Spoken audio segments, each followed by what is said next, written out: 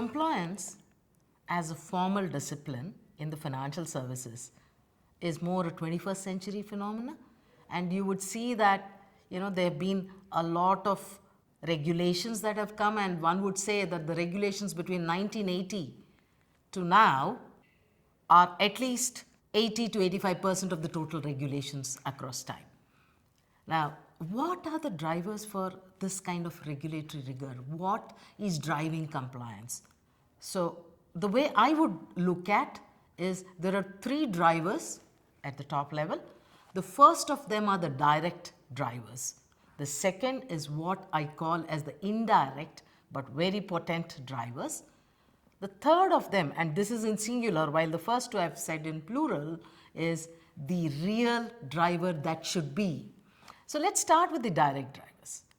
The direct driver first of it is the complexity, increase in the complexity of the financial services business, because the kinds of product, the geographies they operate in, and the on-balance sheet, off-balance sheet mixtures and so on and so forth, the complexity has increased multifold, and therefore that is one of the primary drivers or a direct driver for compliance. The second is a regulatory rigor. This is a very interesting phenomenon.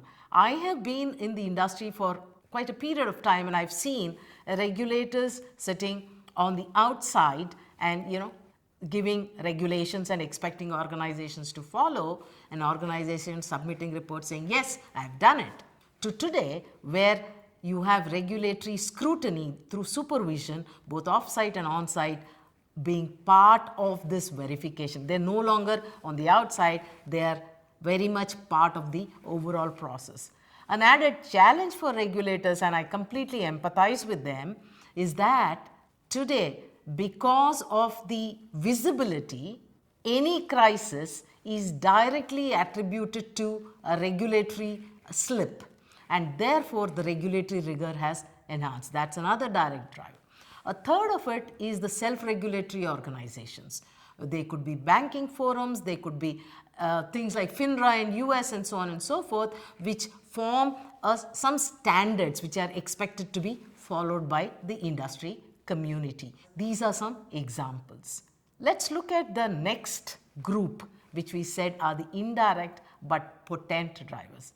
The first, and I think the foremost, the topmost driver, game changer, is media, the media scrutiny. Today, a small slippage would get reflected, covered and covered and covered through multiple media. It could be printed, it could be online, it could be social media, and it could be pure news reporting and the number of channels themselves. If the profile of the organization is big, and if the compliance breach is of media interest, then the exposure is too huge. So to my mind, it has had a very positive impact on the industry.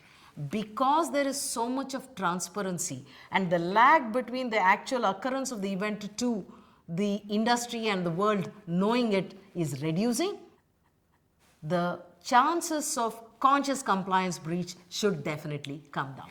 So I consider media involvement in all of this to be a very potent indirect driver. The second, and this is something I would like it to grow much more, is the awareness in the customers themselves.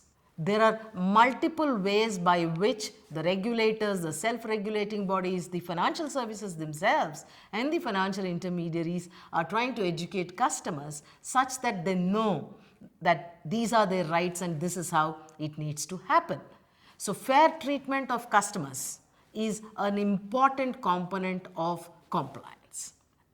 The third is the globalization of business. Now, the minute you think of business, you think of money. And the minute you think of money, you think of financial services. They're all connected. So because of the globalization of businesses, this is all coming together. So I would consider these as examples of the indirect drivers of compliance. The third one, which I said should be actually the ideal one, is where organizations become aware that it pays to be compliant. And when I say compliant, I don't mean it in the narrow sense, I mean it in the very expansive and inclusive sense. Picture this.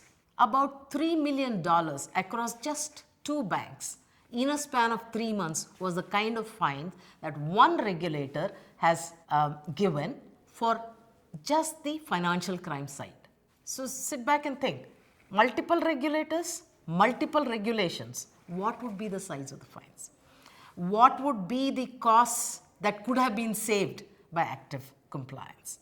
And therefore, I think that once organizations become aware that it makes absolute business sense, not just for today, but in terms of sustenance of business, to be aware and to be compliant in a very active, deterrent kind of way, in a very positive way.